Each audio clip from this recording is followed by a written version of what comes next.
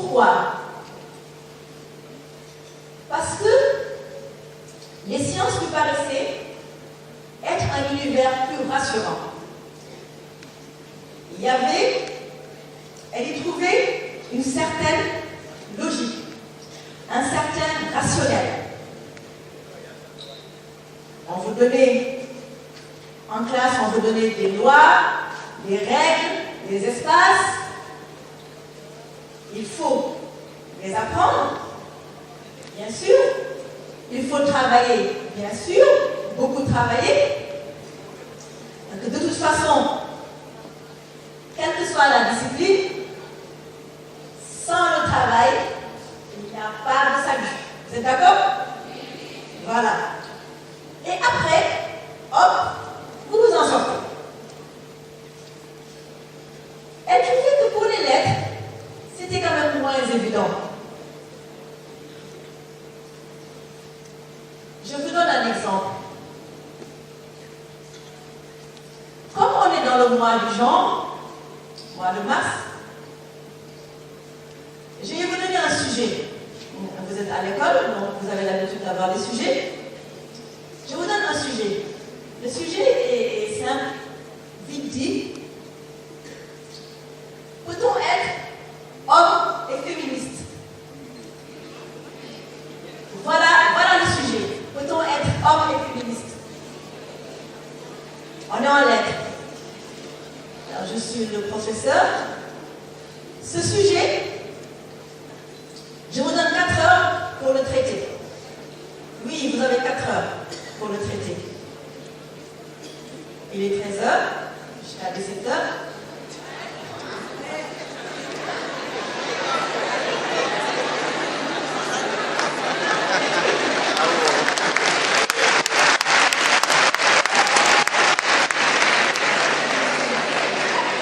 Et donc, à 4 heures, à 17 heures, je ramasse les copies, je note. Vous revenez dans une semaine au Grand Théâtre et vous verrez vos noms affichés avec vos notes.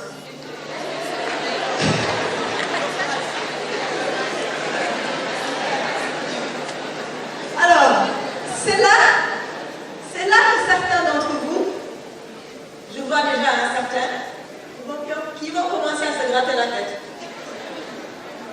Peut-on être homme et féministe? C'est quoi ce terme? C'est juste homme et féministe? Mais pourquoi on a 4 heures pour traiter ce thème? Jusqu'à 17 heures? Pourquoi on n'a pas 4 minutes? On a pouvoir répondre en 4 minutes? Alors, là, tout le monde doit être noté. On a les feuilles. On nous a donné une dizaine de feuilles blanches. Et on commence à les remplir. Vous connaissez ça, certains d'entre vous? La feuille blanche. Au bout de 30 minutes, peut-être qu'on a fini, 13h30, mais on n'ose pas trop sortir. Parce qu'on se dit, comme on a 4 heures, il faut les remplir ces 4 heures. Si je sors au bout de 30 minutes, c'est que je vais avoir une mauvaise note. Je n'ai pas compris le sujet. Donc on reste. Au bout des 4 heures, on rend sa feuille, bien remplie, ses feuilles. Et là, on ne sait pas. Quelle est la note que je vais avoir? Je ne sais pas trop. Ça peut être 3, parce que le prof estime que je suis complètement hors sujet. Vraiment, rien compris. Ça peut être 14, ça peut être 16. Et entre les profs, les notes peuvent varier. Parfois avec une amplitude assez importante d'ailleurs. C'est un exemple en lettres. Pour les sciences, cette jeune adolescente trouvait que c'était moins aléatoire.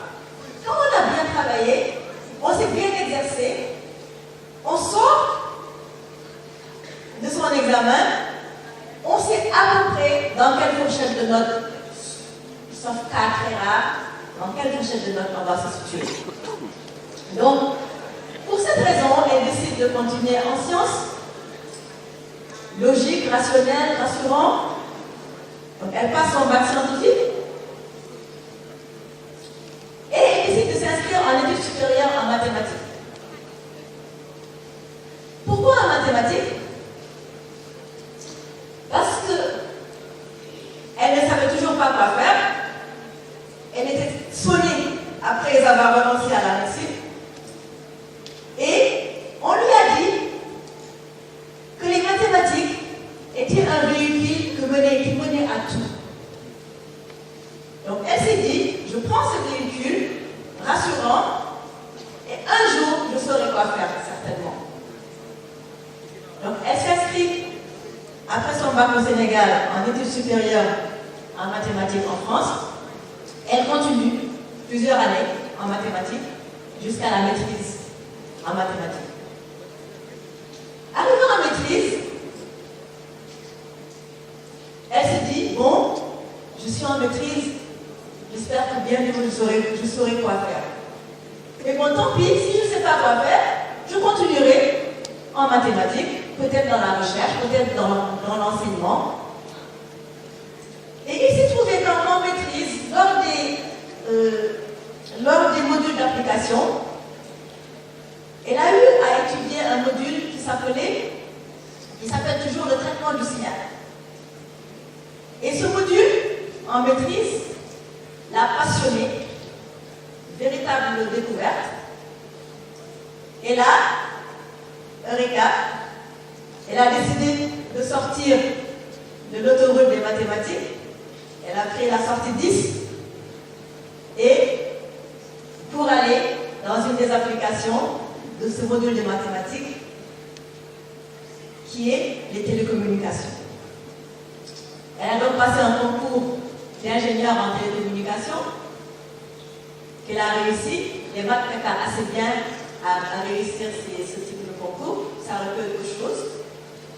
Et aller faire une école d'ingénieur en télécommunications dont elle a eu le diplôme. Donc, à ce stade, cette jeune fille, devenue jeune femme, avec sa maîtrise de mathématiques et son diplôme d'ingénieur en télécommunications, vous avez bien sûr deviné depuis longtemps, chers élèves, que c'est elle qui se présente devant vous aujourd'hui.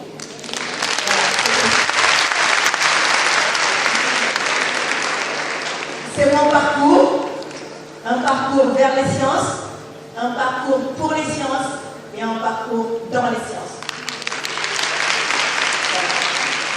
Donc, muni de ces deux diplômes, bon, maintenant que j'ai tombé le masque, je reprends la première personne, c'est plus facile.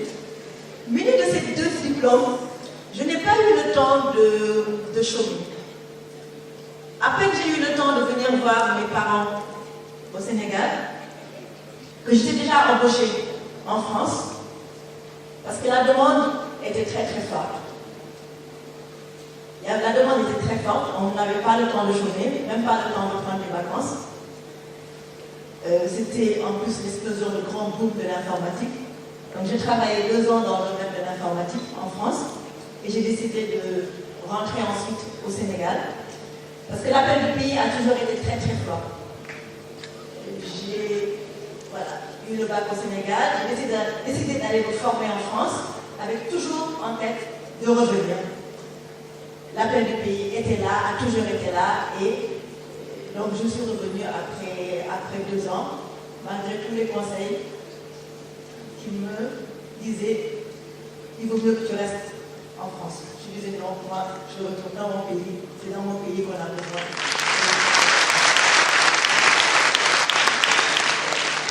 Et donc pour retourner dans mon pays, notre cher Sénégal, j'ai passé le concours de Sonatel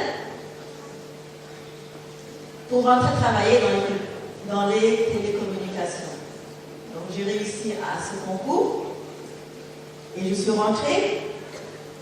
Là, j'étais un peu désorientée. Parce qu'à Sonatel, on m'a proposé des postes dans le domaine du commercial. Alors moi, je leur ai dit, mais le commercial, moi, je ne connais pas. J'ai jamais fait de commercial. J'ai pas fait d'école de commerce. J'ai fait ingénieur, j'ai fait mathématiques. C'est quoi le commercial? Bon,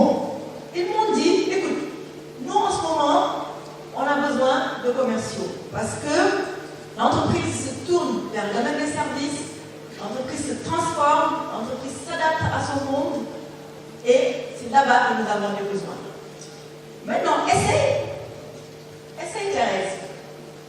Si ça ne te plaît pas, l'entreprise est vaste. Tu prendras une sortie 12, sortie 14 sur l'autoroute et on te mettra ailleurs.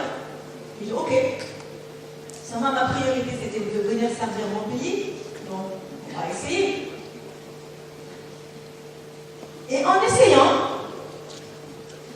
ce domaine que je ne connaissais pas du tout, ça m'a passionnée. Je suis restée dedans. Et ça m'a tellement passionnée, chers élèves, que quelques années plus tard, tenez-vous bien, moi qui n'avais jamais fait d'école de commerce, je suis devenue directrice commerciale.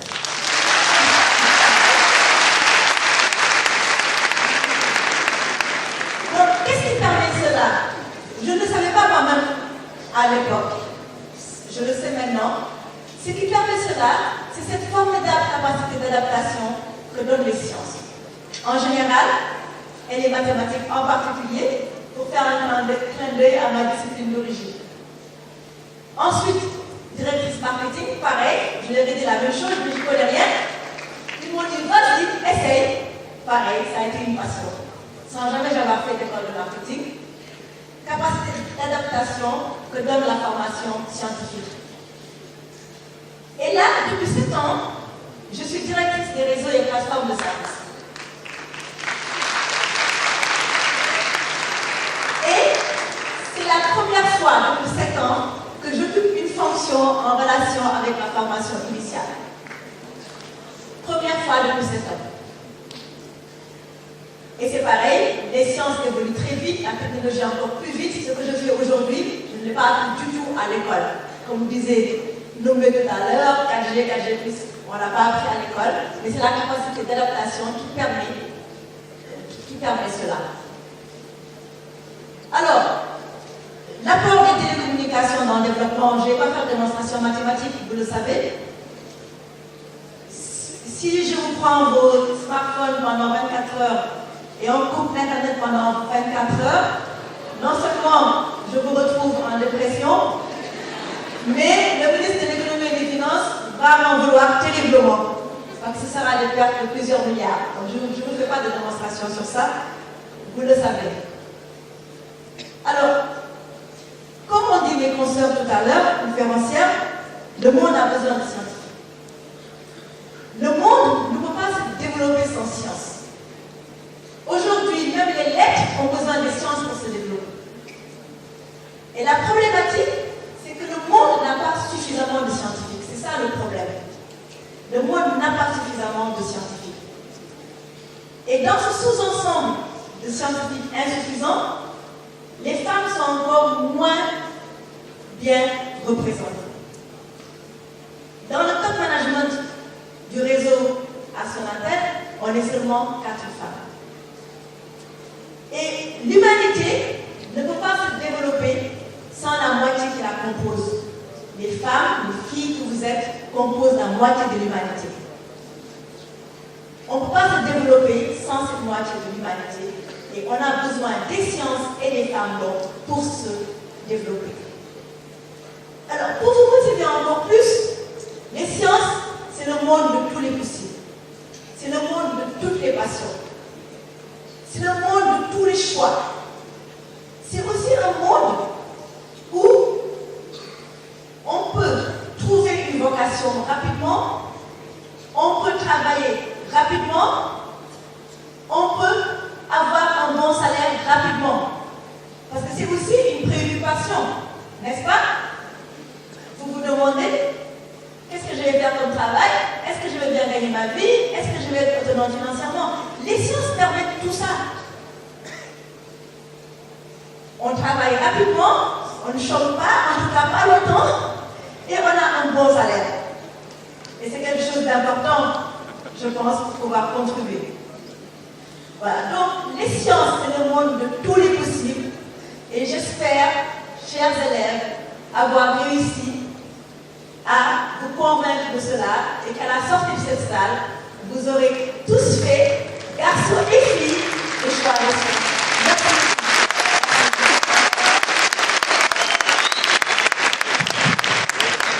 Merci. Merci, Madame Thérèse Jonker.